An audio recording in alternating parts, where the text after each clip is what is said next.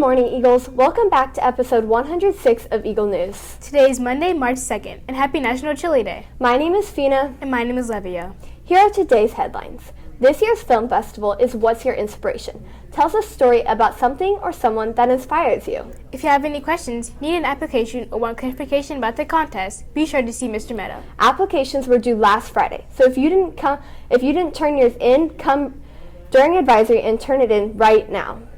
Highest cheerleading next year. If you're interested in cheering for Highest next year and you have any questions about it, please email Ms. Stutz. Now let's head over to Ella for today's weather report. Thanks, Levia. Today in Powell, Ohio, it will be partly cloudy with a high of 28 and a low of 19. Don't forget to wear your jacket because it's going to be really cold today. Now let's head back to the studio with Fina.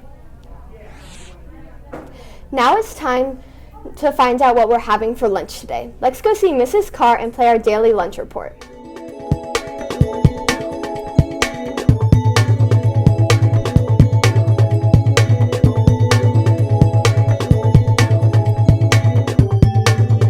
Now for today's trivia. Let's head over to the Family Feud Trivia Center with Ella.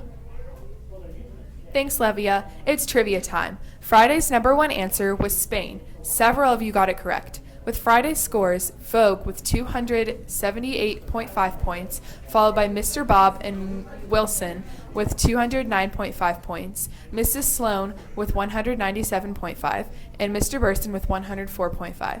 Today's question is name something your family takes turn using. Again, name something that your family takes turns using. Thanks, Ella. That's an interesting question. Today's first video spotlight is a video on current events by Caroline's group. Today we're going to be talking about some current events. Let's go to Caroline and talk about the coronavirus. Thanks, Kaylee. On February 14th, China revealed that over 1,700 medics fighting the coronavirus, also known as COVID-19, have been infected themselves. This has created a crisis of its own in the country. Overall, 75,700 global cases of coronavirus have been documented, and of those cases, 2,000 people have died of the virus. The first European death from the disease occurred on February 15th. The U.S. revealed that it had its 14th documented case, but we have taken a positive turn as Seattle scientists have found what they think is a vaccine. Now let's head over to Kaylee to talk about Apple. Thanks, Caroline. On February 7th, Apple was fined $27 million for deliberately slowing down older iPhone models without notifying consumers. Apple admitted to doing this in 2017, but the company claimed it was to prolong the battery life of older models and stop aging ion batteries from shutting down. By slowing down old Apple phones, it forces customers with older models to buy new phones. The fine was imposed by France's Competition and Watching DGCCRF, which said that the tech giant's customers were not warned. The court case was just now resolved. Now let's go to Caroline for the next event. Thanks, Kaylee. The world's youngest pro skateboarder, 10-year-old Sky Brown, is set to become Great Britain's youngest summer Olympian at this year's 2020 Tokyo Summer Olympics. Skateboarding has been predominantly a male sport, but in the past few years, females have sprung into the spotlight. Sky just got her start on YouTube as she posted videos of her skating. Brown is from Japan but has dual citizenship with England. She has decided to compete with Britain because it is a more calm approach. But Sky's talent of boarding does not stop at skateboarding. She is also a talented surfer. She hopes to qualify for both events.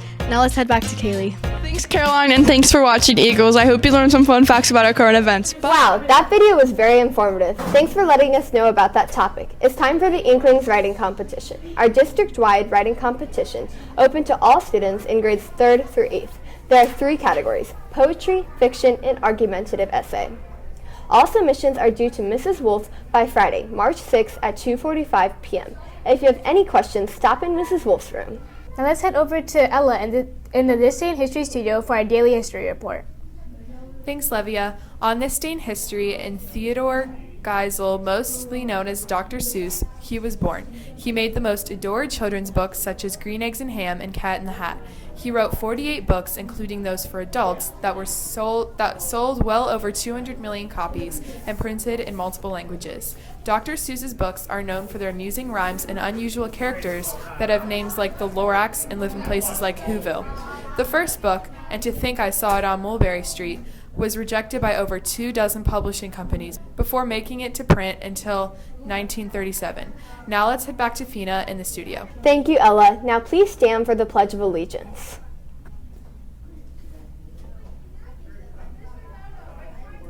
I pledge allegiance to the flag of the United States of America and to the republic for which it stands, one nation, under God, indivisible, with liberty and justice for all.